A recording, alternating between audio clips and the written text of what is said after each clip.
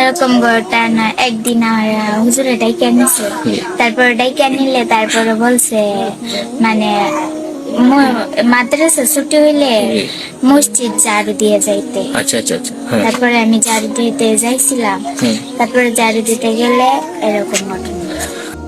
আসসালামু আলাইকুম দেশবাসী, আজকে আপনাদের সামনে খুব গুরুত্বপূর্ণ এবং মর্মাহত একটি বিষয় নিয়ে কথা বলতে আসছি। আমি কথা বলতে পারতেছি না, অসুস্থ। তারপরেও যদি কিছু না বলি তাহলে আপনারা হয়তো আমাকে সন্দেহ করতে পারেন, তাই আমি আমার কিছু কথা আপনাদের সাথে শেয়ার করার প্রয়োজন মনে করলাম।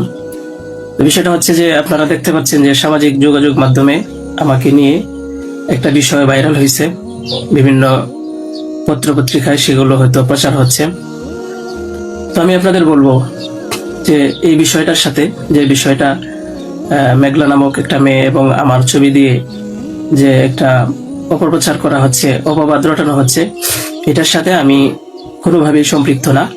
আমি এটার বিষয়ে কিছুই জানি না। আমি যদি বলি তাহলে বলবো যে এই মেয়েটা আমাদের এখানে পড়াশোনা করেছে, গত বছর পড়েছে এবং এর আগের বছরও পড়েছে। তো এর আগের বছর পুরনো বছর পড়াশোনা করার পরে সে আমাদের মাদ্রাসা থেকে চলে যায়। তো পরবর্তী বছর যখন মাদ্রাসা শুরু হলো তখন আমরা খোঁজ নিয়ে জানতে পারলাম যে কে কে আসে নাই। তো যারা যারা আসছে না তাদের মধ্যে সেও একজন ছিল, যে সে এখান থেকে চলে গেছে অন্য কোথাও। তো খবর নিয়ে জানতে পারলাম সে ঢাকা চলে গেছে, তার বাবা মার সাথে থাকে। বাবা মা সৎ বাবা এবং মা অন্য কোথাও আগে বিয়ে বসছিল। তো বর্তমান যে বাবা আছে মেঘলা তার মেয়ে না, বরং আগের বাবার মেয়ে সে। তো সে যখন ঢাকায় চলে গেল আমরা শুনলাম, তখন আমরা কিছু বলি নাই, ঠিক আছে ঢাকায় তো পড়াশোনা বেশি হয় তাহলে পড়ুক। আমরা আমাদের ক্লাস শুরু করে দিলাম। কিছুদিন যাওয়ার পরে দেখলাম আবার এই মেয়েটা আমাদের মাদ্রাসায় আসছে। তো আসার পরে জিজ্ঞাসা করা হলো যে কেন, কি অবস্থা, কোথা থেকে আসছো? সে বললো যে ঢাকায় চলে গেছিলাম, এখন নানা ভাই জোর করে নিয়ে আসছে আমারে। আমি আসতে চাইছিলাম না, আমাকে জোর করে নিয়ে আসছে নানা ভাই। দেশবাসী, আমি আপনাদের সাথে শুধু এই কথাটাই বলতে চাই যে যে মেয়েটা এখানে আসতে চাইছিল না, চাচ্ছিল না, তাকে কেন জোর করে আনা হলো? তাকে জোর করে আনার পিছনে কি কারণ ছিল বা তার কি স্বার্থ ছিল? পরবর্তীতে আমরা এটাও জানতে পারি যে এই মেয়েটা তার এই নানার সাথে রাতের বেলা ঘুমায়। সে নিজেই বলছে। কেন বলছে? যখন আমরা জিজ্ঞাসা করলাম যে তুমি হিজাব পরো না, অন্য মেয়েরা হিজাব পরে, তুমি বুরকা পরো না, অন্য মেয়েরা বুরকা পরে, কারণ তার চলাফেরা সম্পূর্ণ আলাদা ছিল। আপনারা চাইলে গ্রামে গিয়ে মাদ্রাসার ছাত্রছাত্রী যারা আছে তাদের সাথে কথা বলে দেখতে পারেন যে সে সম্পূর্ণ আলাদা ছিল। তার কোনো কিছুই আমাদের কমনের ভিতরে ছিল না, আমরা তাকে কন্ট্রোল করতে পারতেছিলাম না।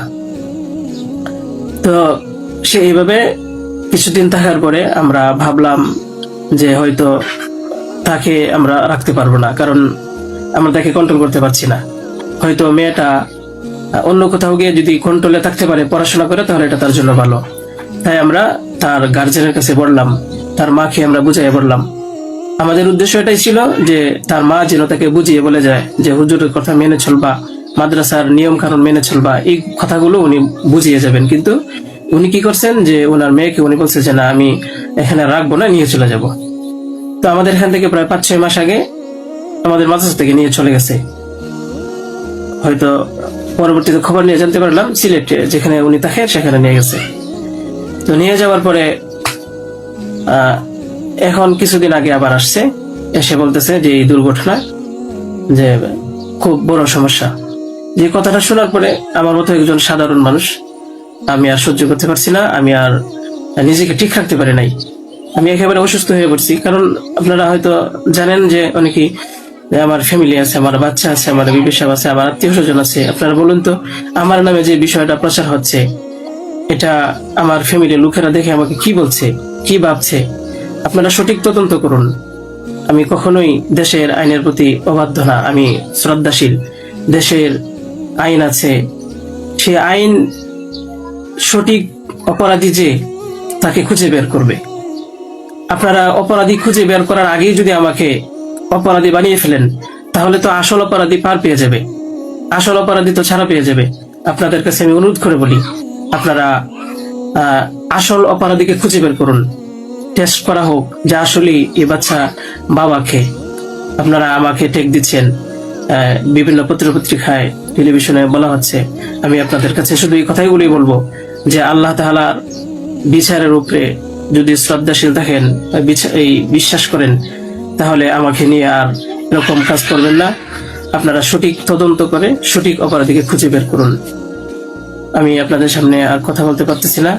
আপনারা সবাই ভালো থাকবেন, ইনশাল্লাহ পরবর্তীতে আর কথা হবে ইনশাল্লাহ। আসসালামু আলাইকুম রহমতুল্লাহ।